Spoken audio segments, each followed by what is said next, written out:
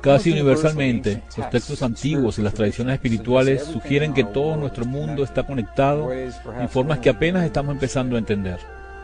Este sutil campo de energía es descrito por los científicos occidentales como una malla o una red que forma el tejido subyacente de toda la creación. Este campo de energía ha estado aquí desde el principio de todo y tiene inteligencia. Una inteligencia que responde a las emociones humanas. Debemos experimentar las sensaciones como si la oración ya hubiese sido respondida.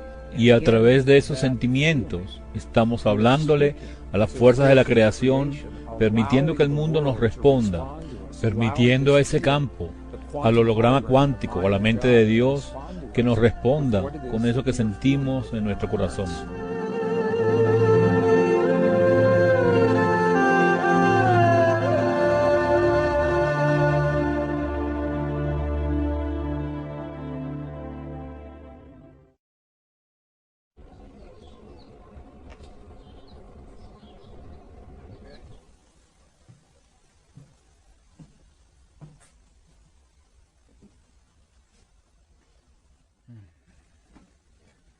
¿Qué pasaría si descubriéramos que cada momento de nuestras vidas es parte de un diálogo continuo con el universo que nos rodea? ¿Qué tal si todo lo que vemos que pasa en nuestras vidas, desde la sanación de nuestro cuerpo a la paz del mundo, a nuestros matrimonios, familias, romances, divorcios, y todo lo que vemos como vida en cada momento de cada día? ¿Qué tal si todo es un reflejo de esa inteligencia, de ese campo de energía que los antiguos describían en su lenguaje y que ahora la ciencia occidental empieza a describir en el lenguaje que reconocemos? Una cantidad creciente de evidencia científica sugiere que esta es justo la forma en que funciona nuestro mundo, que el mundo en esencia no es otra cosa que un reflejo de lo que hemos llegado a ser desde adentro, de nuestros pensamientos, sentimientos, emociones, creencias y oraciones. El físico de la Universidad de Princeton, John Wheeler, sugiere justo este concepto en una entrevista reciente. Lo que dijo es que vivimos en lo que él llama un universo participatorio. En vez de creer que vivimos en un universo que ya está creado, en el que hemos aparecido y tenemos estas experiencias, el Dr. Wheeler sugiere que el universo es el resultado de lo que hacemos en nuestras vidas. Dice que somos pequeñas partes del universo, mirándose a sí mismas y creándose a sí mismas en el camino. Y este es un concepto muy radical, pues implica que cuando miramos dentro del átomo, buscando la partícula más pequeña que existe, puede que nunca la encontremos. Porque cada vez que miramos, ese acto de mirar, esa conciencia, está colocando, creando, construyendo algo ahí para que lo veamos. Y que cuando miramos la vasta extensión de nuestro universo, y buscamos su borde final, puede que nunca lo encontremos, porque la acción de esa conciencia buscando es la fuerza creadora que coloca algo ahí. Una cantidad creciente de evidencia científica sugiere que esta es justo la forma en que funciona nuestro mundo. Y lo que hemos encontrado a través de los experimentos hechos en el siglo XX es que la gente de la antigüedad puede que estuviese muy cerca de explicar la forma en que funciona nuestro mundo en el lenguaje de esos tiempos. Entre 1993 y el año 2000 se hicieron una serie de experimentos en acreditados institutos científicos que apoyan lo que los antiguos describieron detalladamente en el lenguaje de su tiempo. 3 de estos experimentos mueven totalmente los cimientos de todo lo que sabemos y creemos acerca de la física y de la forma en que funciona nuestro mundo. Y de hecho sugiere que estamos conectados a través de este campo de energía. La idea de que puede haber una esencia que todo lo penetra y conecta todo no es nueva, incluso en la ciencia. A finales de 1800, hubo una revolución espiritual que barrió toda la Tierra. Y en ese tiempo hubo un gran debate sobre si este campo existía de verdad. Entonces se le llamó el campo etérico. En 1887 se hizo un experimento muy famoso para demostrar de una vez por todas si ese campo existía o no. Y basados en el resultado de ese experimento, Los científicos occidentales, y especialmente los físicos occidentales, han creído que las cosas que pasan en nuestro mundo son discretas, que no se relacionan y están aisladas entre sí, y que las que parecen ocurrir en el mismo instante son simples coincidencias. Ese famoso experimento hecho por Michelson y Morley equivale a que salieses del edificio donde estás ahora, humedecieses tu dedo, lo levantases arriba de tu cabeza, y si en ese momento no sintieses que hay viento en ese sitio, sacases la conclusión de que no existe el aire alrededor tuyo. Eso es el equivalente a la conclusión que sacaron del experimento de Michelson y Morley. Ellos creyeron que si este campo existía, debería estarse moviendo, y como no pudieron censar ningún movimiento del campo, concluyeron que el campo no existía. Desde 1887 hasta comienzos de los años 90, los científicos aceptaron este principio de que lo que ocurre en un sitio no afecta a lo que ocurre en otro, y ahora sabemos que eso no es verdad. Así que quiero compartir con ustedes 3 experimentos que conmueven los fundamentos de la física occidental. El primero fue hecho por un científico ruso, Vladimir Poponin, a principios de los años 90, y vino a Estados Unidos para terminarlos. Lo que Poponin quería investigar era la relación entre el ADN humano y la cosa de la que está hecho nuestro mundo, pequeños paquetes de energía que llamamos fotones o partículas de luz. El experimento consistía en tomar un tubo de vidrio y sacarle todo el aire, creando un vacío adentro, lo que implica que no quedaba nada más adentro de él. Pero sabemos que aún quedaba algo adentro. Están estas partículas de luz. Poponin midió las partículas para ver si volaban por todas partes o si estaban acumuladas en algún sitio específico del tubo. El resultado fue el esperado. Los fotones estaban distribuidos aleatoriamente por todas partes.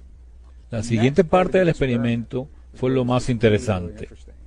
Pusieron un poco de ADN humano en el tubo, y cuando midieron de nuevo los fotones, vieron que el ADN había hecho que los fotones se alineasen con él. El ADN había afectado esta cosa de la que está hecho nuestro mundo. Y eso es justo lo que las tradiciones antiguas siempre han dicho, que algo dentro de nosotros afecta el mundo que nos rodea. Así que el experimento de Poponin es el primero en tiempos recientes en demostrar en un laboratorio que eso es cierto. La siguiente parte del experimento es aún más interesante, porque encontraron que cuando el ADN era removido del tubo, en vez de observar como esperaban que los fotones volviesen a distribuirse aleatoriamente, no fue eso lo que pasó. Lo que pasó fue que, aunque el ADN ya no estaba en el tubo, los fotones siguieron alineados como si el ADN estuviese ahí. Y la pregunta es, ¿por qué? ¿Qué es lo que causa este efecto? No hay nada en la física occidental que explique por qué los fotones seguirían alineados igual después de que el ADN fuese removido del tubo. A este experimento se le llama el efecto fantasma del ADN, porque el efecto permanece aún después de sacar el ADN. Lo primero que nos dice es que el ADN humano se está comunicando con eso de lo que está hecho nuestro mundo, con los paquetes de energía que están por debajo de todo, y se comunica mediante un campo que no se había conocido antes. Los científicos lo llaman el nuevo campo. Yo creo que siempre ha estado ahí, pero que nunca lo habíamos reconocido, así que lo llamamos una forma de energía no reconocida anteriormente. El segundo experimento es fascinante. Es un experimento militar. Lo que hicieron en esencia fue tomar ADN humano, unas pequeñas raspaduras de dentro de la boca de un donante voluntario, y ponerlo en un dispositivo que podía medir su comportamiento en un sitio de un edificio, mientras que el donante del que venía el ADN estaba en otra oficina del edificio. Así que tenemos ADN vivo de un donante, el ADN está en un sitio y el donante en otro, y entonces sometieron al voluntario a lo que llamaron estimulación emocional, que generase en él respuestas emocionales genuinas, de gozo, tristeza, miedo o furia, en un sitio del edificio, para ver si el ADN era afectado por las emociones del donante. ¿Pero por qué lo haría? En la física accidental no hay nada que indique que ese ADN esté aún ligado al donante. Pero los experimentos mostraron justo lo contrario. Encontraron que cuando el donante tenía los valles y picos emocionales en una oficina, el ADN tenía justo los mismos valles y picos emocionales en otra oficina justo al mismo momento. Cuando oímos experimentos como estos, pensamos en la energía que se transmite del punto A al punto B. Y si la energía debe ir de un punto a otro, esperarías que hubiese un pequeño retardo entre el momento en que se generó la emoción y cuando el ADN responde. Pero eso no fue lo que pasó. Lo que pasó en estos experimentos es muy importante cuando empezamos a hablar del poder de la oración. Lo que pasó es que el efecto fue instantáneo. En el instante en que el donante tenía su emoción, el ADN se vio afectado también, como si no hubiese retardo alguno. Al principio, los experimentos se hicieron en oficinas separadas por unos 15 metros, pero luego se hicieron otros experimentos donde el ADN y el donante estaban a cientos de kilómetros. Yo pude reunirme con el diseñador de uno de estos experimentos, el Dr. Cliff Baxter, y me contó de uno de los experimentos donde el donante estaba en Los Ángeles y el ADN en Phoenix, Arizona, a unos 650 kilómetros de distancia. Y pasó lo mismo. Bien fuera a unos pocos metros o a 650 kilómetros de distancia, el efecto era instantáneo. Esto abre toda clase de posibilidades sobre cómo ese ADN sigue enlazado con el donante. Pero lo que nos dice nuevamente es que nos comunicamos con el ADN a través de nuestras emociones. Y que si el ADN está en nuestro cuerpo o a cientos de kilómetros, el efecto es el mismo.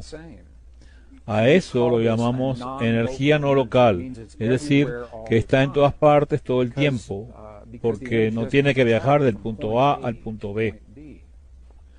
El tercer experimento fue hecho también al principio de los 90 por el Instituto de Matemáticas del Corazón, una organización pionera en estas investigaciones, ubicada al norte de California, que explora el corazón humano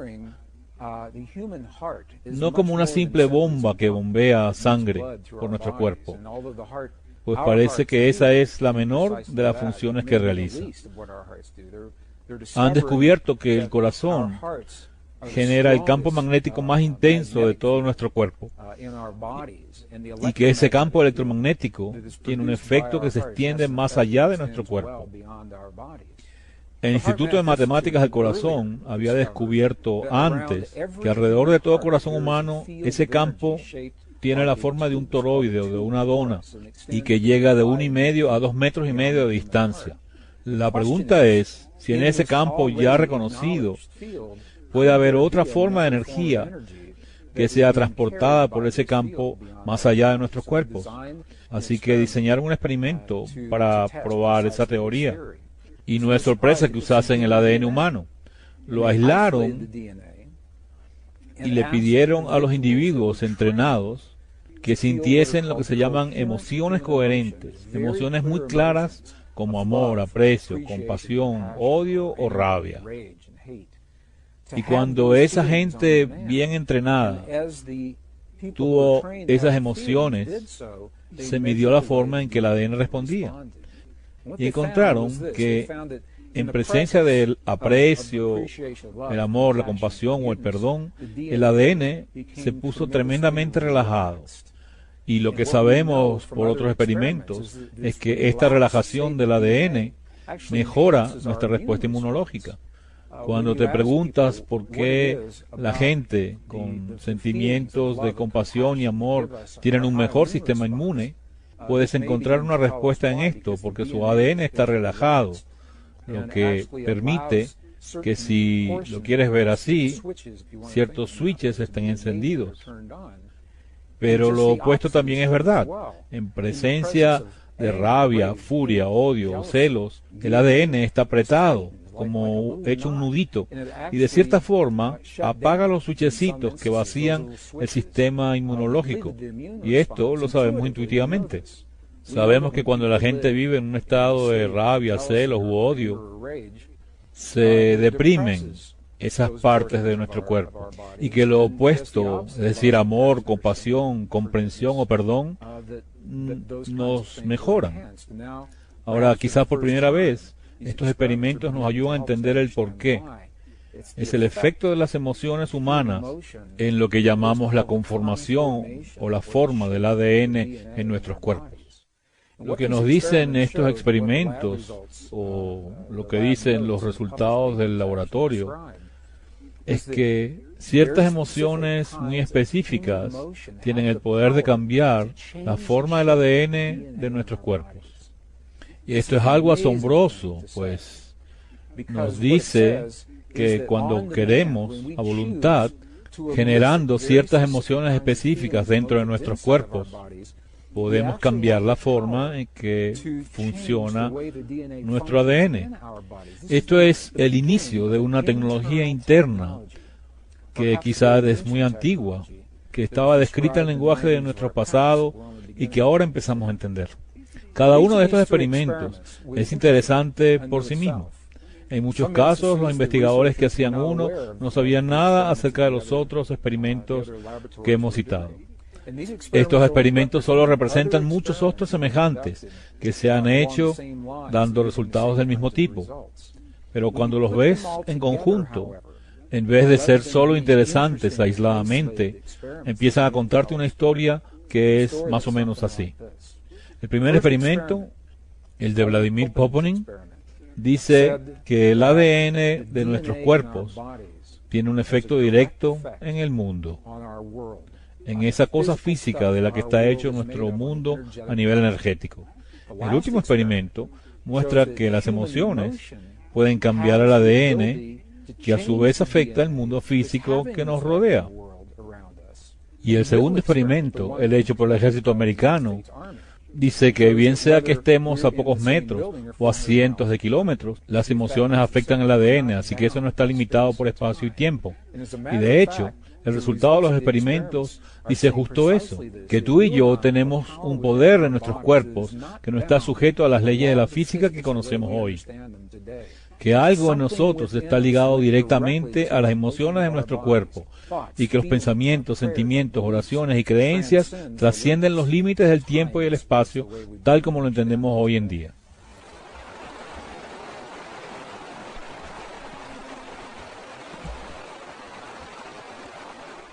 Las tradiciones antiguas describen esto en el lenguaje de su tiempo. No solo dicen que estamos conectados con el mundo que nos rodea, tal como lo confirma hoy en día la ciencia occidental, sino que nos invitan a ir un paso más allá, diciéndonos, así es como puedes aplicarlo en tu vida.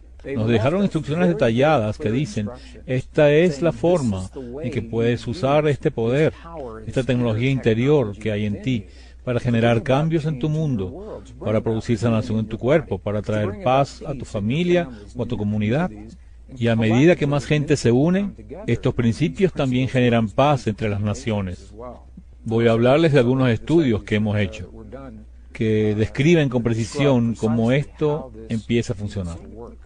Una de las preguntas que me hacen a menudo sobre este material es el por qué, si estas relaciones existen, no sabemos de ellas hoy en día.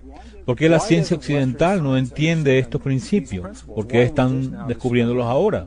La respuesta a estas preguntas empieza entendiendo que la forma en que vemos el mundo hoy, nuestros conocimientos, son parte del legado de nuestro pasado, de lo que nos une al pasado. Y sabemos que el lazo que nos une con aquellos que vinieron antes de nosotros ha sido roto al menos 2 veces en nuestra historia registrada. 2 veces en nuestra historia registrada ocurrió un evento importante y perdimos información, y en cierta forma esa información es parte de lo que ahora descubrimos. El primero de esos eventos fue la quema de la gran biblioteca de Alejandría en el siglo IV. Aunque no sabemos en detalle lo que contenía esa biblioteca, lo que sí sabemos es que los historiadores romanos catalogaron muchísimos rollos, que era la forma en que se escribía en aquellos tiempos. El historiador romano Calamazio, por ejemplo, catalogó más de 536,000 rollos en la biblioteca de Alejandría antes de que fuese quemada, y muchos eran ya muy antiguos en ese tiempo, en el siglo IV. Sabemos que esos rollos contenían documentos muy antiguos de la tradición hebraica ancestral, de la tradición astronómica y médica egipcia. Mucho de esa sabiduría que venía de miles de años atrás describía nuestra relación con el mundo, de los unos con los otros, y quizá la relación con algo aún mayor. Cuando se quemó esa biblioteca, sabemos que perdimos tremendas cantidades de información. La segunda vez que eso pasó fue al hacer la edición del texto bíblico, también en el siglo IV, en el año 325 después de Cristo. En ese tiempo en que comenzaba la tradición cristiana, el emperador romano Constantino convocó un concilio. Y en ese tiempo no había un texto bíblico ensamblado y bien compilado como lo conocemos hoy. Muchos textos eran redundantes y algunos estaban mal escritos. Además, muy pocos tenían acceso a ellos, así que Constantino, en un esfuerzo por llevarlo a una audiencia más amplia, convocó a un concilio y les dijo: hágame algunas recomendaciones. ¿Qué debemos dejar y qué debemos quitar? ¿Cómo debemos organizar este material?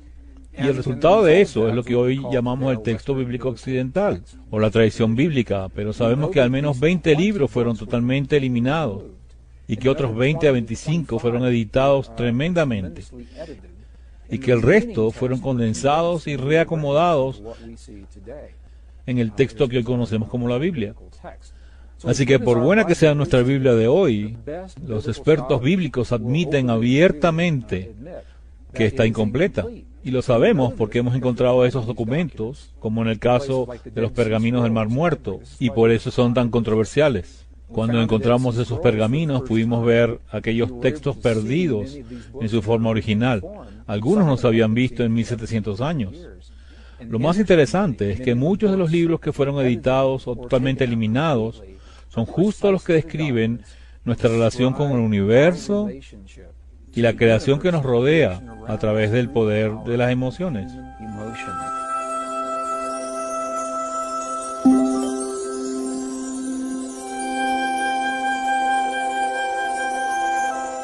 Así que ahora la ciencia está empezando a decirnos en su lenguaje lo que las antiguas tradiciones nos decían a su manera.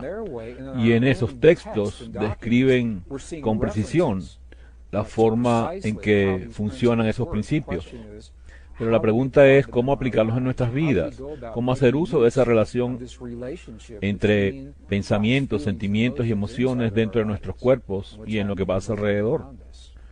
Quizás el mejor sitio para empezar es definiendo qué es un pensamiento, qué es un sentimiento y qué es una emoción. Yo tuve esta conversación con mi mamá muchas veces y ella siempre me decía: yo creía que los sentimientos y las emociones eran la misma cosa, pero aunque tengan una relación estrecha, hay una diferencia. Si observamos las antiguas láminas que muestran los centros energéticos de nuestro cuerpo, o los chakras si prefieren, veremos que los 3 centros inferiores están asociados con lo que llamamos el poder de las emociones. Los antiguos decían que solo podemos experimentar 2 emociones primarias: el amor y cualquier cosa que creamos que es lo opuesto al amor, sea que lo llamemos miedo o odio.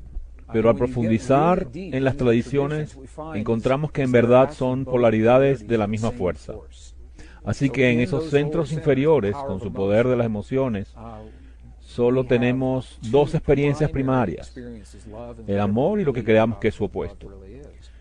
Este es un poder, es una fuerza que nos hace avanzar por la vida, que desmorona los obstáculos y derriba las barreras que nos separan de lo que deseamos en la vida. Pero la emoción, sin embargo, es dispersa y tiene que ser enfocada. Es un poder, pero la gente que vive solo en sus emociones suele tener una vida muy caótica.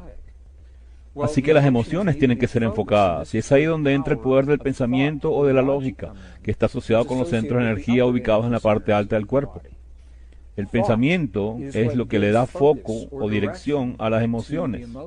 Por ejemplo, si pensamos en algo, digamos que pensamos en un día nublado, con ese pensamiento bombeamos el poder de las emociones, bien sea el amor por ese día lluvioso o nuestro miedo por lo que ese día lluvioso puede atraernos. Y al hacer eso, al unir el poder de las emociones con la dirección del pensamiento, creamos un sentimiento. Así que un sentimiento es por definición la unión de una emoción y un pensamiento. Y es interesante que el centro energético que no se asocia con las emociones o con el pensamiento, el que queda sin uso en los sistemas antiguos, es el corazón. Y es el que está dedicado al poder del sentimiento. Nosotros sentimos con nuestro corazón.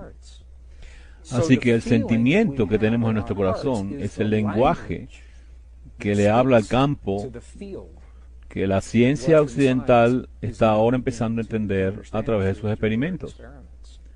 El poder del sentimiento humano es el lenguaje que abre las puertas de las posibilidades de lo que creamos en nuestro mundo. Los científicos de hoy no se han puesto de acuerdo al pensar en este campo, ya que por lo nuevo que es, no saben cómo llamarlo. Algunos lo llaman el holograma cuántico. Otros, como el doctor Ed Mitchell, ex astronauta del Apolo 14, lo llama la mente de la naturaleza. Científicos como Stephen Hawking lo llaman la mente de Dios. Pero por variados que parezcan los nombres, todos hablan esencialmente del mismo campo y lo describen como una malla o una red que está por debajo del tejido básico que lo une todo. Y es a esta malla o a esta red a la que le hablamos con los sentimientos en nuestros cuerpos o en nuestro corazón. Las tradiciones antiguas no solo reconocen esta relación, sino que nos invitan a ir un paso más allá y nos dan instrucciones precisas de cómo aplicarlo en nuestras vidas. Al final de los 80s, trabajaba como ingeniero para empresas aeroespaciales en el área de defensa y empecé a explorar estos conceptos, buscando en el mundo a mi alrededor cómo entender la historia de los que nos precedieron. Eso me llevó a los sitios más asombrosos del mundo, desde los templos de Egipto, pasando por las montañas andinas de Perú, las tierras altas de Nepal y el Tíbet, hasta el desierto al suroeste de Norteamérica. Buscaba información y pistas para entender cómo nos relacionamos con el mundo alrededor, cómo usar este poder de los sentimientos, este poder que habla el lenguaje de ese mundo que nos rodea. Así que empecé como ingeniero a estudiar estos principios que dejaron los que nos precedieron, para que pudiéramos entender nuestra relación con lo que nos rodea y esta tecnología ancestral que hoy llamamos oración. Mi idea era que esta información debía estar mejor preservada en sitios poco perturbados por la civilización occidental. Y eso fue lo que me llevó, por primera vez en 1998, a las tierras altas del Tíbet, donde pude investigar 12 monasterios y 2 conventos de monjas budistas. Usando intérpretes, hablé con los que usan esos principios en sus vidas. Y lo valioso de ir al Tíbet es palpar una cultura viviente que lo aplica. Puedes ir a los templos en Egipto o a los templos mayas en Yucatán, pero por fascinantes que sean o por más información que contengan, las culturas que dejaron esa información ya no existen. Así que en el mejor caso solo podemos especular lo que quieren decir. Pero cuando vamos a un monasterio en el Tíbet, puedes hablar con los que están ahí, puedes preguntarles, cuando vemos tus oraciones desde afuera, ¿qué estás haciendo adentro? ¿Qué pasa con tu cuerpo? ¿Qué piensas? ¿Qué sientes? ¿Qué notas? Estando en el Tíbet, pude hablar con el abad de un monasterio y le pregunté lo mismo que le preguntamos a todos los monjes y a todas las monjas. Y su respuesta fue muy clara. Le pregunté, cuando los vemos orando, por 12, 14 o 16 horas al día, cuando vemos los mudras y los mantras y las campanas y los gongs y los cantos que usan en sus oraciones por tanto tiempo en el afuera, ¿qué es lo que hacen adentro? ¿Qué pasa adentro? El abad me miró y quiero pensar que se reía conmigo, pero creo que se reía de mí, porque me respondió: tú nunca has visto nuestras oraciones, porque una oración no puede ser vista. Lo que has visto son las cosas que hacemos para crear los sentimientos en nuestros cuerpos, y los sentimientos son la oración. Entonces él me regresó la pregunta, dijo: ¿cómo hacen eso en tu cultura? ¿Cómo lo hacen? Y empecé a pensar en la forma en que concebimos la oración en nuestra cultura de hoy. Cuando perdimos los textos que describen cómo funciona el poder de las emociones y los sentimientos, que es el lenguaje que nos conecta con el mundo y la creación que nos rodea, empezamos a creer que las palabras eran la oración. Si dices las palabras correctas, la cantidad correcta de veces, en el año, el día y la hora correctas, entonces has hecho la oración. Pero por bien intencionadas que sean esas oraciones, sabemos que hay una modalidad de oración que nos lleva mucho más allá de donde nos lleva el simplemente repetir las palabras.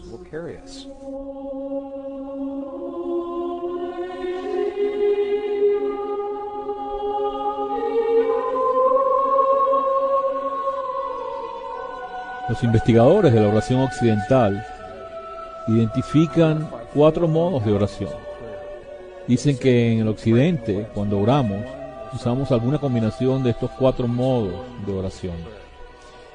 El primero es una oración informal, se le llama oración coloquial. Tengo un amigo que vive en la bahía de San Francisco que dice usar esta oración informal cuando regresa del trabajo cada viernes por la autopista. Él dice: querido Dios, si me dejas llegar hasta la estación de gasolina antes de que se me acabe la que tengo, nunca dejaré que mi tanque llegue a estar tan vacío otra vez. Y eso es una oración informal a Dios. El segundo modo de oración es el llamado modo de petición, donde le pedimos a ese poder, o a los ángeles, o a Dios: querido Dios, yo pido el derecho de sanar y ser sanado en todas las pasadas, presentes y futuras manifestaciones. Esa sería una oración de petición. El tercer modo de oración es el ritualístico, como cuando dices al acostarte: Dios es grande, Dios es bueno. Y el cuarto modo de oración es uno que no tiene palabras, es simplemente una oración meditativa, donde nos hacemos conscientes de la presencia a nuestro alrededor y en el silencio. Y hay incluso disputas sobre si este es un modo de oración o no. Esta es la forma que los investigadores de la oración occidental consideran como verdadera hoy en día. Pero por buenos que sean estos modos y por bien que describan cómo oramos, siempre ha habido otro más, un quinto modo que no está incluido entre los anteriores y que es justo el que estaba describiendo el abad en el Tíbet. Describía un modo de oración basado en el sentimiento y decía: debemos experimentar el sentimiento que tendríamos si la oración ya hubiese sido contestada.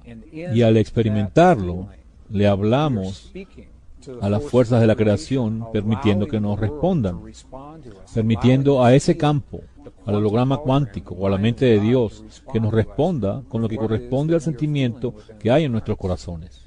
Así que en lugar de orar y sentirnos sin poder en una cierta situación o decir: oh Dios mío, por favor, que haya paz en el mundo, este modo de oración nos invita a sentirnos como si ya fuésemos partícipes de esa paz. Pues si, como John Wheeler sugiere, somos parte de todo lo que vemos, entonces al sentir la paz del mundo o la sanación en el cuerpo de los que amamos, estamos potenciando a ese campo para que refleje eso hacia nosotros, de forma que haga realidad esos cambios en nuestras vidas y en nuestro mundo. Y eso es justo lo que el abad nos estaba diciendo en el monasterio del Tíbet. Durante los años 90 pude ver actuar este modelo de oración, esta oración basada en sentimientos, en una situación en tiempo real. Y quiero compartir esa historia, pues quizá describe mejor ese concepto nebuloso de cómo las oraciones basadas en sentimientos trabajan en nuestras vidas. A principios de los años 90, el desierto del suroeste de Norteamérica vivía una de las peores sequías de su historia.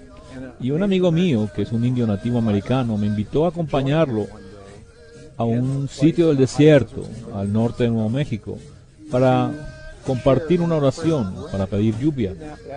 No tuvo que pedírmelo 2 veces, y le dije, claro, me encantaría participar y ver cómo es esa oración.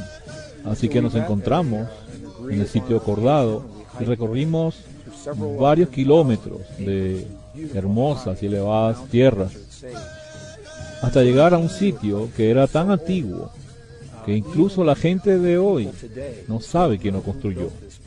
Era un círculo de piedras y cada piedra estaba puesta tal como los ancestros las colocaron hace mucho tiempo. En ese sitio, mi amigo empezó su oración.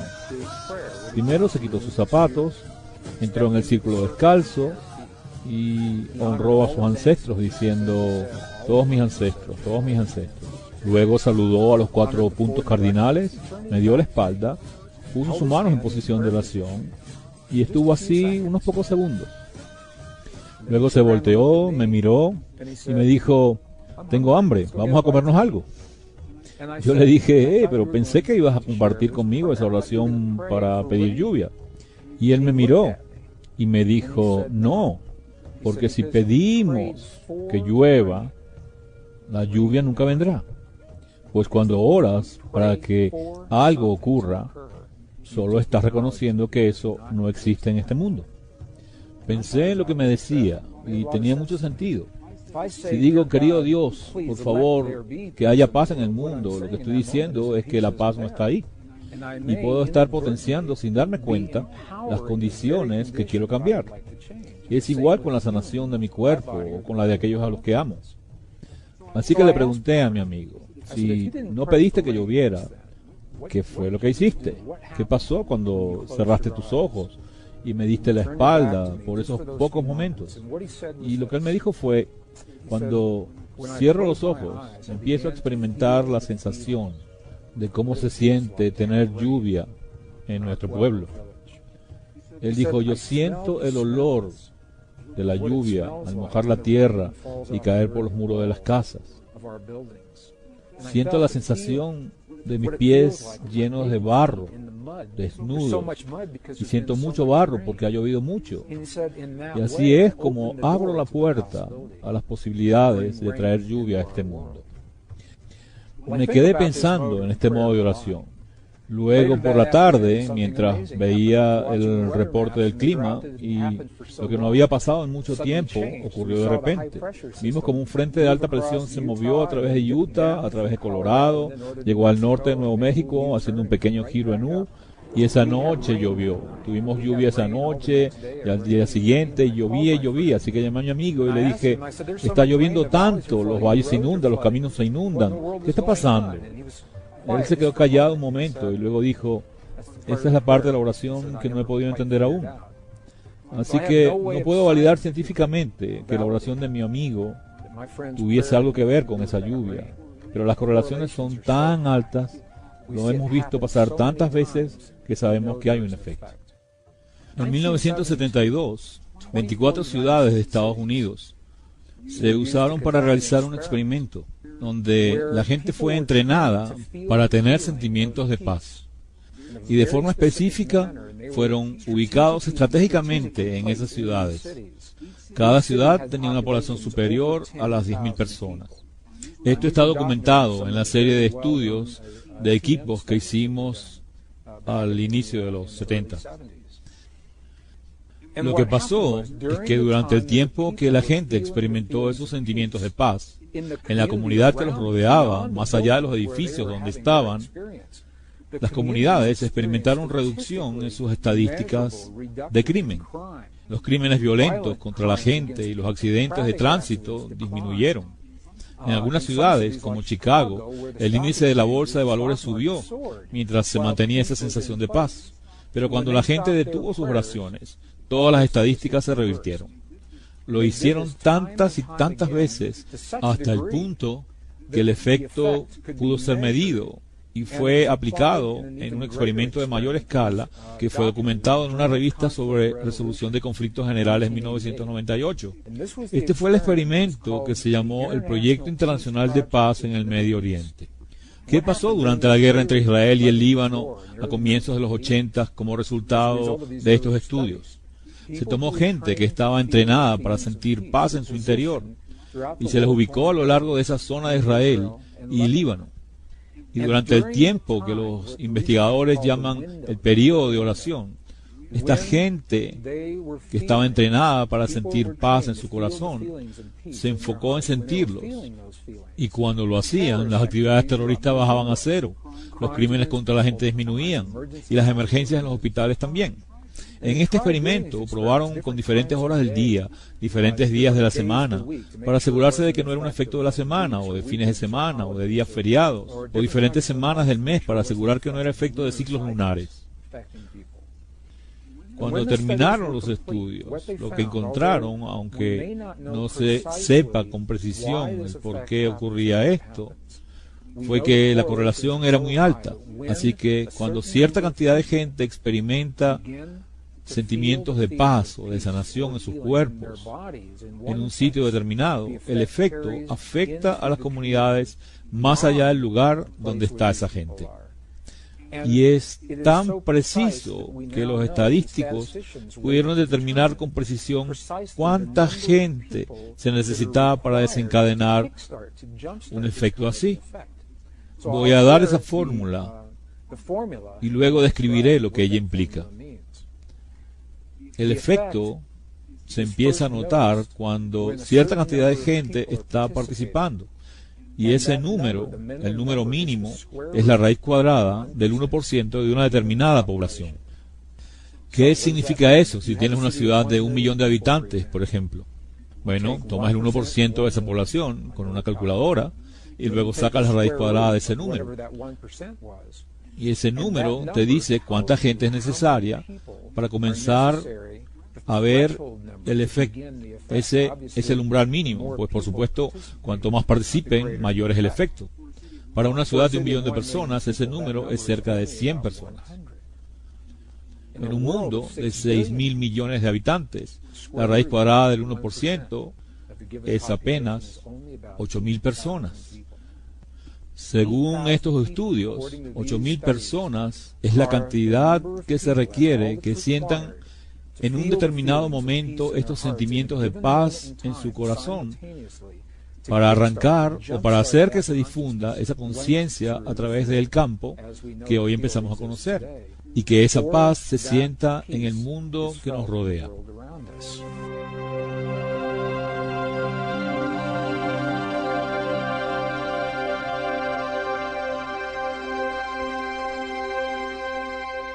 Así que cualquier discusión sobre esta oración basada en sentimientos, este antiguo modo de oración, a veces suena académico, hasta que lo vemos aplicado en nuestras vidas. Al final de los 90 tuve la oportunidad de hacer justo eso, cuando vi una filmación que documentaba la sanación de una condición intracorporal que amenazaba la vida de una mujer. Y ahí usaban justo las técnicas de las que hablamos ahora. Para mí, esta es la clase de información que saca este tipo de oración del espacio académico y lo hace algo muy real que podemos aplicar en nuestras vidas. En ese tiempo pude ver un video mostrando la sanación de un cáncer de vejiga de 3 centímetros de diámetro dentro del cuerpo de una mujer que había sido diagnosticada como inoperable según los estándares médicos occidentales. Ella fue a su última esperanza, el llamado Hospital Sin Medicinas en Beijing, China. Fue en este Hospital Sin Medicinas donde ellos, usando métodos de reafirmación de vida, la ayudaron a contribuir con su sanación. Ellos le enseñaron métodos respiratorios y de alimentación para reafirmar su vida y movimientos suaves para estimular los centros de energía en su cuerpo. A medida que ella hacía esto y fortalecía su cuerpo, fue llegando al punto de realizar este proceso. Quiero compartir esto y describírselo, pues es un potente ejemplo de cómo el sentimiento que opera dentro de nuestros cuerpos tiene un efecto directo, y en este caso, un efecto muy gráfico en el mundo más allá de nuestros cuerpos. En esta documentación en video, veremos a una mujer acostada en un cuarto del hospital. Está totalmente despierta y consciente, y cree en el proceso que está a punto de ocurrir. Delante de ella hay un técnico que sostiene un escáner de ultrasonido sobre el vientre de la paciente, para que podamos ver en el monitor con la imagen dividida lo que pasa adentro de ella. En el lado izquierdo de la pantalla está una imagen congelada del estado inicial del tumor, como referencia, para que podamos ver cómo era su condición en ese momento del tiempo. En el lado derecho de la pantalla podemos ver en tiempo real lo que pasa con el tumor a medida que 3 practicantes parados detrás de ella trabajan con la energía y con los sentimientos que generan en sus cuerpos. Lo que hacen es repetir una frase que han seleccionado porque refuerza en ellos el sentimiento de que ella ya está curada. La frase esencialmente es: ya está curada, ya está curada. Y a medida que empiezan a tener estos sentimientos y a decir estas frases entre ellos, en la pantalla podemos ver en tiempo real cómo ese tumor cancerígeno desaparece en menos de 3 minutos. Al ver este documento respecto al tiempo, notas en el tumor aumentos y disminuciones de volumen que duran hasta 30 segundos, pero que en la vida real toman días. Todo esto pasa literalmente en menos de 3 minutos. Su cuerpo responde a los sentimientos de esos practicantes que están entrenados para tener esa clase de sentimientos sanadores. Lo que sentían era la sensación de estar frente a una mujer que ya estaba curada, totalmente habilitada y capacitada. No la veían como una mujer enferma, ni decían: cáncer malo, debes irte. Esta es una forma muy diferente de ver las cosas, y es un ejemplo muy gráfico de cómo trabaja este principio. Yo tuve la oportunidad de hablar con Lu Chen, el caballero que hizo este video, y le pregunté: ¿qué pasaría si los 3 practicantes no estuvieran ahí? ¿Esta mujer o cualquiera de nosotros podría hacer esto por sí solo? Él me sonrió cuando le hice la pregunta y me dijo: es muy probable que ella pudiera haberlo hecho sola. Sin embargo, hay algo especial respecto a los humanos, y es que parece que nos sentimos más potenciados y más fuertes cuando estamos apoyados por otros en esas cosas que creemos y que decidimos realizar. Así que, aunque podría haber tenido estos sentimientos y haberlo hecho ella sola, el tener a estos 3 practicantes trabajando con ella fue el umbral que necesitaba su cuerpo para responder. Lo único que hacían era tener el sentimiento de que ella ya estaba curada, y en menos de 3 minutos su cuerpo respondió. Lo que la física occidental está empezando a decirnos es que la misma energía, el mismo campo que generó la sanación en el cuerpo de esta mujer, también genera la paz entre las naciones. Es la misma cosa a diferente escala, el mismo principio. Yo he participado en experimentos donde cientos de miles de personas se unieron a través de la web, se coordinaron por internet para conectarse por un cierto tiempo en un día y hora determinados, y nos habían entrenado para experimentar sentimientos de paz en nuestros cuerpos mientras estábamos conectados. Cuando lo hicimos, había conflictos de guerra en ese momento en el mundo, y lo que pasó estadísticamente es que los bombardeos aéreos que estaban programados para ejecutarse sobre Irak en ese periodo de tiempo se revirtieron justo en el periodo de tiempo en que se hacía esta oración. Los crímenes contra la gente disminuyeron y las visitas a los hospitales de emergencia también. Había un proyecto de investigación computarizado de la Universidad de Princeton que pudo documentar el campo de conciencia a nivel global mientras se realizaban estas oraciones. Y se pudo ver un aumento o un pico en las gráficas que indicaban que la conciencia global respondía a los cientos de miles de personas que experimentaban sentimientos de paz en esos momentos. Lo que esto nos dice es que ese campo con el que trabajamos es algo medible, que se puede captar con equipos y se puede medir en la pantalla de un computador. Esto era parte de de un proyecto de investigación de la Universidad de Princeton llamado el Proyecto de la Conciencia Global. Así que el campo es real, está allá afuera y responde en formas que ahora empezamos a entender. Aún más recientes son las investigaciones hechas por el científico Masaru Emoto respecto a la relación entre las emociones humanas y el agua en gotas. Y ha demostrado claramente que esa relación existe. Este proyecto de investigación en particular ha descubierto que las gotas de agua, que por cierto forman el 70% de nuestro mundo y de nuestros cuerpos, que estas gotas, repito, responden a la emoción humana, bien sea que las emociones se sientan en el cuerpo en ese momento o que estén escritas como frases en etiquetas pegadas a las botellas que contienen esa agua, que corresponden con lo que sintió el investigador al escribirlas y pegarlas en las botellas.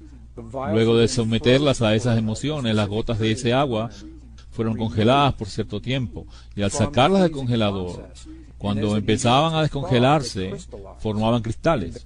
Y esos cristales le dicen al científico el efecto de esa emoción sobre el agua. Por ejemplo, tomaron agua muy contaminada, un agua muy tóxica, de una de las represas más contaminadas que hay en el centro de Japón. Esta agua nunca había podido cristalizar, nunca pudieron lograrlo, y cuando la ves bajo el microscopio, lo que ves es algo como barro, una forma nebulosa. No hay simetría, no hay estructura cristalina alguna, antes de que se le apliquen las emociones. Pero después de someterlas a las emociones, por ejemplo, cuando 500 personas oraron por estas aguas altamente contaminadas, la imagen del antes muestra el agua en un estado tóxico, y la imagen después de la misma agua muestra esta agua hermosamente formada, hermosamente clara, hermosamente cristalizada en forma perfecta y simétrica, simplemente como resultado de la interacción de las emociones y sentimientos humanos con ese campo del agua. Otros investigadores han reunido familias, niños con sus padres, para orar en un cuarto haciendo un círculo alrededor de las botellas de agua que nunca se han logrado que cristalice, por ser agua altamente contaminada y tóxica. Y lo hicieron como si fuese un juego. Hicieron que los niños le mandasen amor al agua, que le dijesen: te amamos agua, te apreciamos agua, gracias agua por lo que traes a nuestro mundo y a nuestras vidas. Y en esa inocencia, los niños generaban esos estados emocionales genuinos. Así que en la investigación, esas botellas de agua recibieron justo ese tipo de energía de los niños y de su familia, esos sentimientos que los antiguos llaman oración. Y entonces el agua sí se cristalizaba en hermosas, simétricas y muy claras formas, mostrando de nuevo que hay un efecto directo entre lo que sentimos en nuestros cuerpos y lo que pasa en el mundo más allá de ellos. Este es un hermosísimo y muy claro ejemplo de cómo cada uno de nosotros tenemos una oportunidad de participar, no de controlar o de manipular, sino de participar en los eventos de nuestras vidas, familias, comunidades y cuerpos, a través del campo que lo enlaza todo en la creación.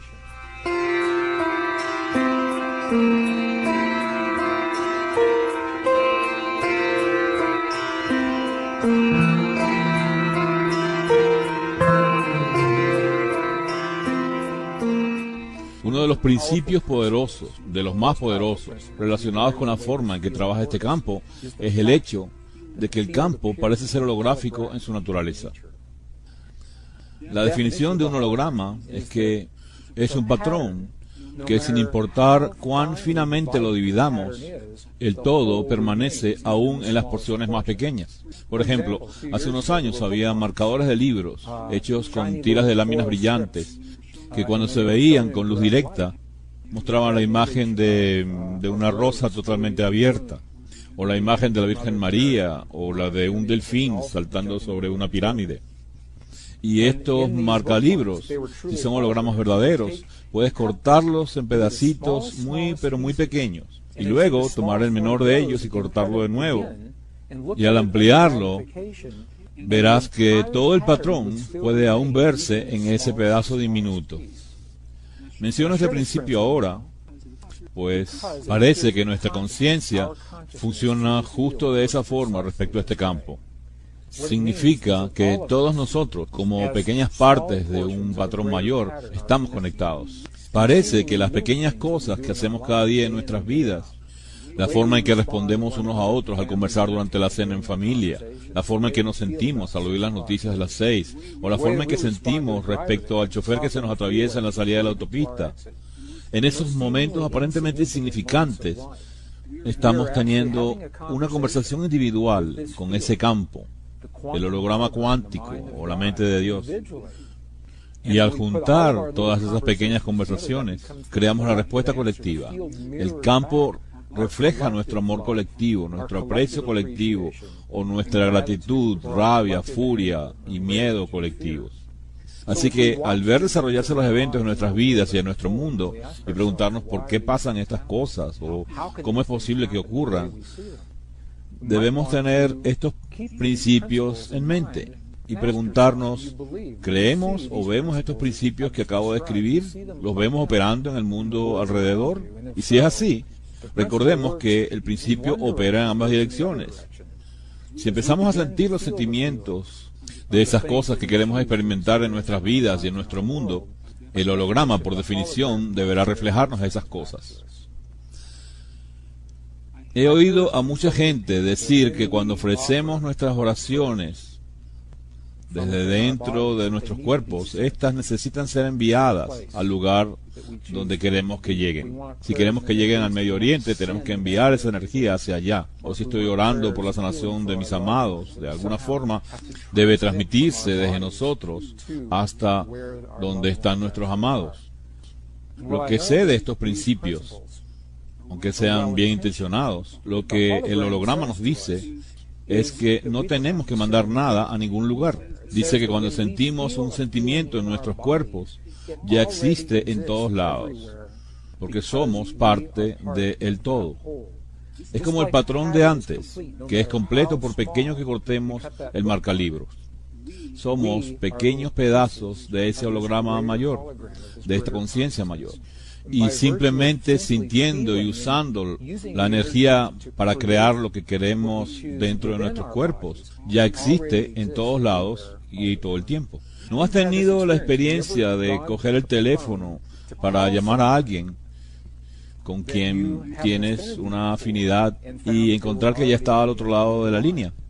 Mi madre y yo tenemos esa experiencia muy a menudo. Suelo llamarla semanalmente desde donde esté y no es raro que marque y encuentre que está en la línea o que me da ocupado porque ella me está llamando justo en ese momento. Pero, ¿qué es lo que pasa cuando eso ocurre? ¿Cómo es que la información viaja desde donde estoy a donde ella está para que tengamos esa conexión simultánea? Sé que casi todo el mundo ha tenido esa experiencia.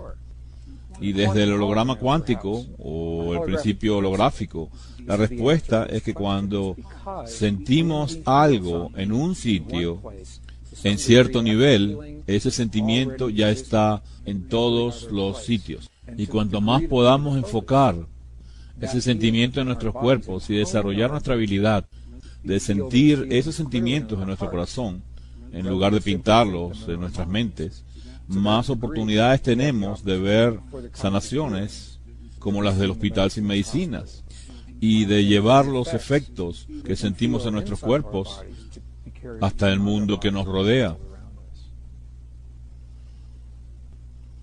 Entonces, ¿qué nos dice esta información sobre la forma en que vivimos nuestras vidas y sobre lo que vemos que pasa en nuestro mundo? Lo mínimo que nos dice es que hay algo allá afuera, un campo, una inteligencia viviente que enlaza y conecta todo en la creación sin excluir nada. Todo lo que vemos que pasa en el mundo, todo lo que vemos que pasa en nuestros cuerpos, sabemos en virtud de este principio que es parte de todo lo demás. Sabemos que estamos conectados con el campo a través de los sentimientos y emociones. Y específicamente, los sentimientos de nuestro corazón son el lenguaje que le habla a ese campo, el que el campo reconoce.